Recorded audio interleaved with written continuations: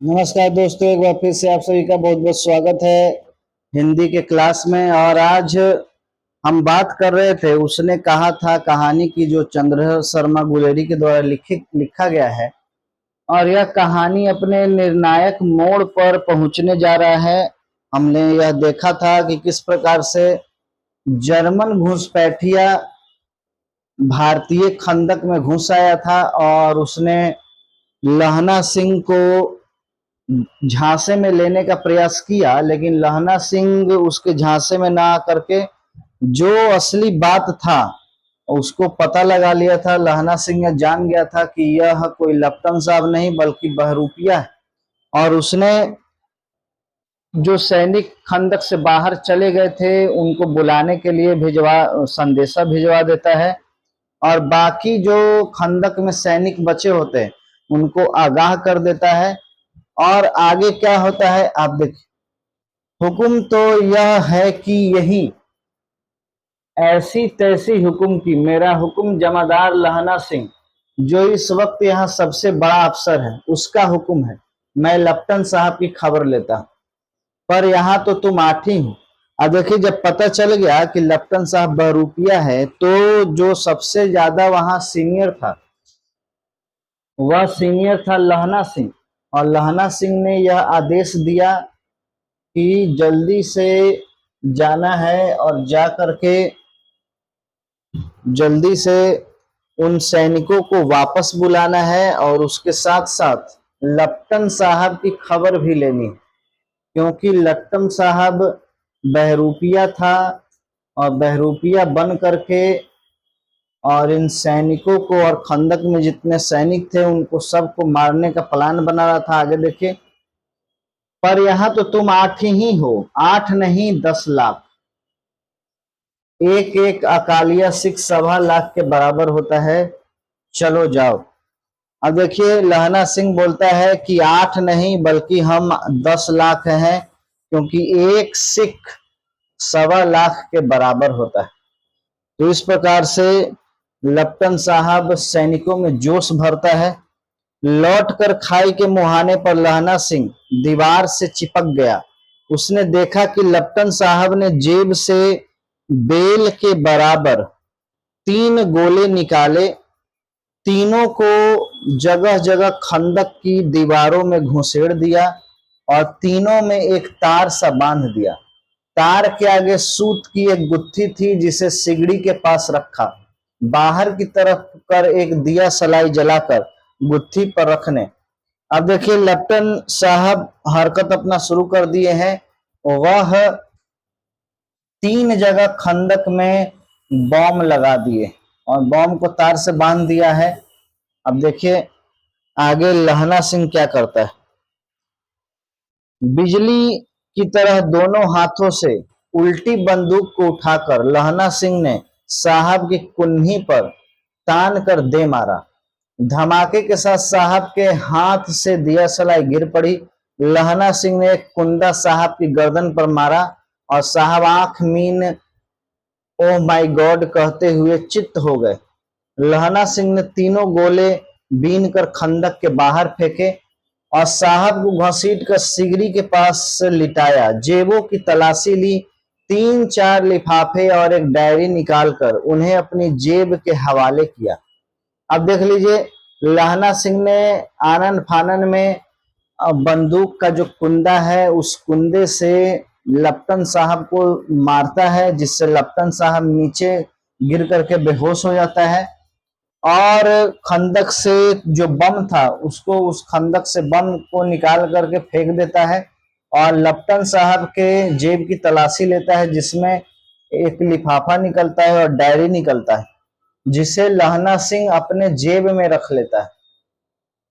साहब की मूर्छा हटी। लहना सिंह हंसकर बोला, क्यों लप्टन साहब, मिजाज कैसा है? आज मैंने बहुत बातें सीखी। यह सीखा कि सिख सिगरेट पीते हैं, यह सीखा कि जगाधारी के जिले में नीलगाय होती है और उनके 2 फुट 4 इंच के सींग होते हैं। यह सीखा कि मुसलमान खानसामा मूर्ति पर जल चढ़ाते हैं और लप्टन साहब खोते पर चढ़ते हैं। पर यह तो कहो, ऐसी साफ उर्दू कहाँ से सीखा है? अब देखिए लेफ्टिनेंट साहब को जैसे ही होश आता है तो लहना सिंह उसका मजाक उड़ाता है, कहता है कि आज हमने सीखा कि सिख सिगरेट पीते हैं, जैसा कि पहले ऊपर बताया कि सिख कभी सिगरेट नहीं पीते और नीलगाय के सिंह नहीं होते हैं, मुस्लिम मंदिर में नहीं जाता। तो यह सब चालाकी से लहना सिंह इनको पकड़ता है। और अब हमारे लेफ्टिनेंट साहब तो बिना डैम के 5 लफ्ज भी ना बोला करते थे। लहना के पतलून की जेब की तलाशी नहीं ली थी। लहना ने पतलून के जेब की तलाशी नहीं ली थी। साहब ने मानो जाड़े से बचने के लिए दोनों हाथ जेब में डाले। लहना कहता गया, चालाक तो बड़े हो, पर मांझे का लहना इतने बरस लेफ्टिनेंट साहब के साथ रहा है, उसे चकमा देने के लिए 4 आंखें चाहिए। 3 महीने हुए, एक तुर्की मौलवी मेरे गांव आया था। औरतों को बच्चे होने की ताबीज बांटता था और बच्चों को दवाई देता था। चौधरी के बेड़ के नीचे मंजा बिछाकर हुक्का पीता रहता था और कहता था कि जर्मनी वाले बड़े पंडित हैं, वेद पढ़ पढ़कर उसमें से विमान चलाने की विद्या जान गए हैं। गौओं को नहीं मारते, हिंदुस्तान में आ जाएंगे तो गौ हत्या बंद कर देंगे। मंडी के बनियों को बहकाकर बताता था कि डाक खाने से रुपए निकाल लो, सरकार का राज जाने वाला है। डाक बाबू पोल्हू राम भी डर गया था। हिंदुस्तान में आ जाएंगे तो गौ हत्या बंद कर देंगे। मंडी के बनियों को बहकाता था और डाक खाने से रुपए निकाल लो, सरकार का राज जाने वाला है। डाक बाबू पोल्हू राम भी डर गया था, मानो मुल्ला जी की दाढ़ी मूड़ दी थी और गांव से बाहर निकालकर कहा था, जो मेरे गांव में अब पैर रखा तो। अब देखिए यहाँ एक बात आया है कि गांव में मौलवी आया करता था। इस बात को आपको याद रखना है कि गांव में मौलवी क्या क्या कहता था। तो गांव में मौलवी पहले तो बच्चे होने की ताबीज बांटता था, फिर बच्चों को दवाई देता था और वह बोलता था कि जर्मन वाले बड़े पंडित हैं, विमान चलाना जान गए हैं और गौ हत्या नहीं करते, मैंने गाय को नहीं मारते। हिंदुस्तान में आएंगे तो गौ हत्या बंद हो जाएगा। बनियों को बहकाता था कि पैसे निकाल लो, यह सरकार जाने वाला है। नहीं, यानी वह मौलवी भारतीयों को डराता था कि अब अंग्रेज का राज खत्म हो जाएगा और जर्मनी जब विश्व युद्ध जीत जाएगा तो जर्मन का राज्य आ जाएगा। यह करके वह गांव वालों को डराया करता था। तो इसीलिए लहना सिंह ने उनका दाढ़ी मूड़ करके और गांव से बाहर निकाल दिया था। यह लहना सिंह लेफ्टिनेंट साहब को बता रहा होता है, यह कहानी बता रहा होता है कि उस मौलवी साहब की तो मैंने खैर नहीं की थी, उनको गांव से भगा दिया था।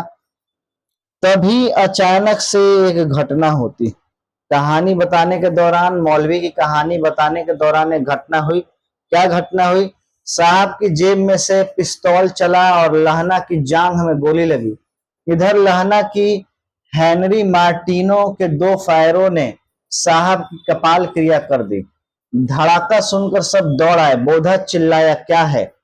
लहना सिंह ने उसे तो यह कहकर सुला दिया कि एक हड़का हुआ कुत्ता आया था, मार दिया और औरों से सब हाल कह दिया। सब बंदूकें लेकर तैयार हो गए।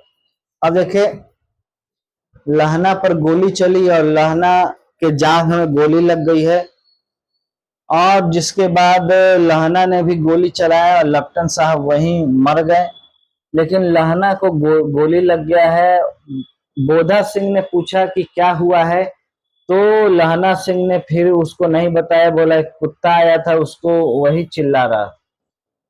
अब देखिए लहना ने साफा फाड़ कर घाव की दोनों तरफ पट्टियां कसकर बांधी।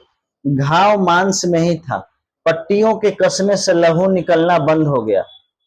उसने 70 जर्मन चिल्लाकर खाई में घुस पड़े। सिखों की बंदूकों की बाढ़ ने पहले धावे को रोका, दूसरे को रोका, पर यहाँ थे 8 और वे 70।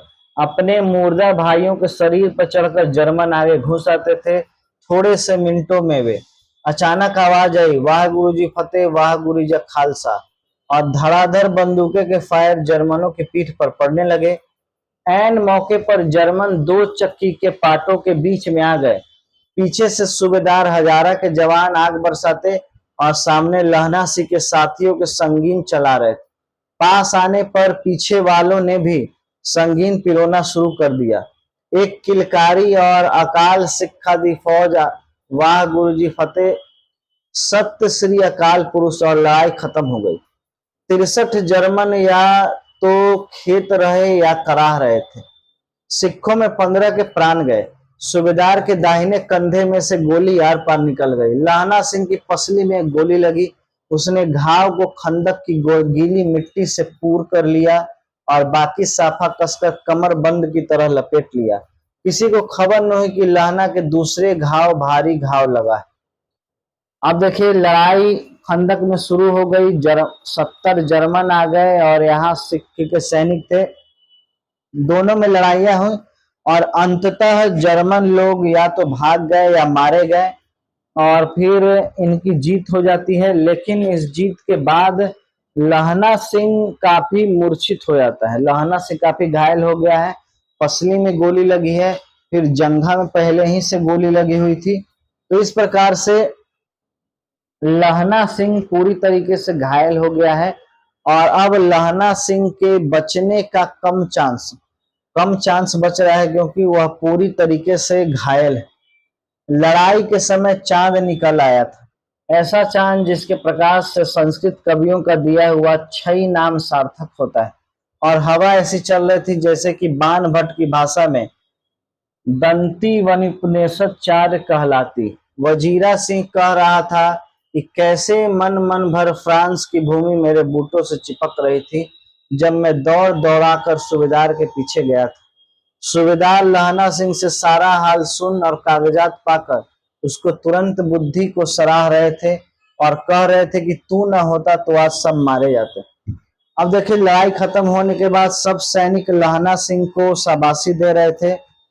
सब लहना की पीठ थपथपा रहे थे, बुद्धि की सराहना कर रहे थे।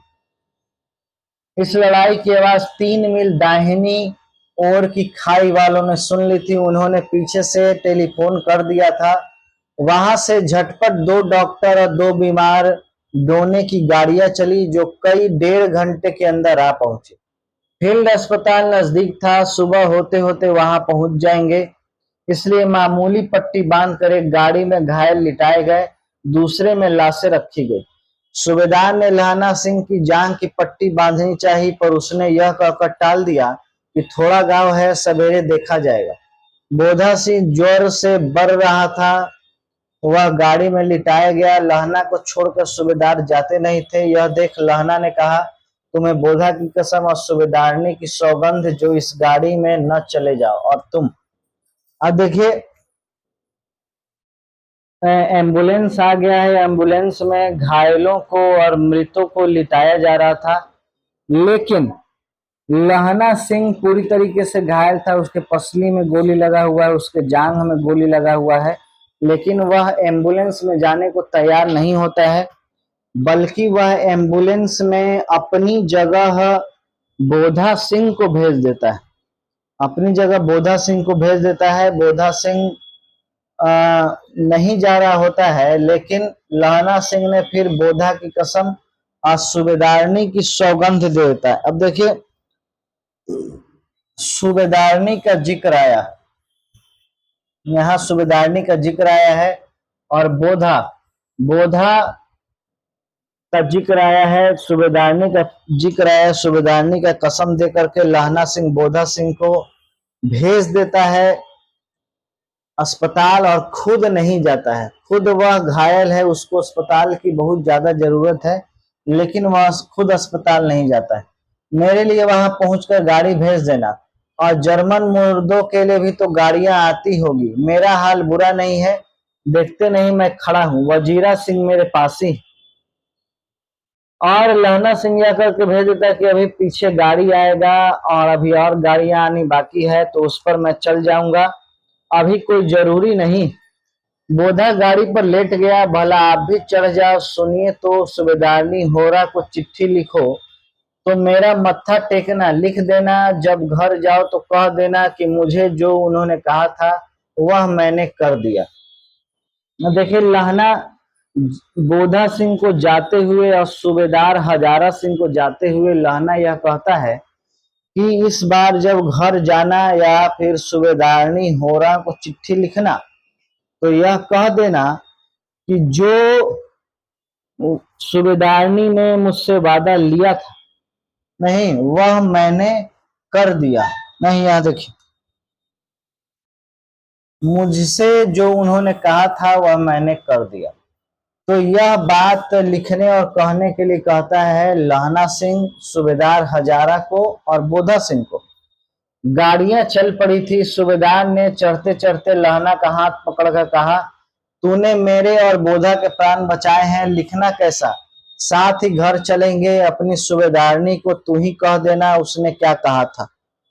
तो हजारा सिंह यह कहता है कि लिखना क्या, साथ में चलना, तुम भी इस बार घर चलना और तुम खुद ही सूबेदारनी को कह देना कि उसने क्या कहा था वह मैंने कर दिया। नहीं, तो यहाँ देखिए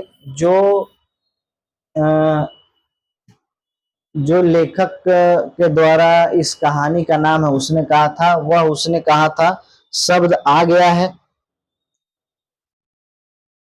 अब आप गाड़ी पर चढ़ जा, मैंने जो कहा था वह लिख देना और कह भी देना।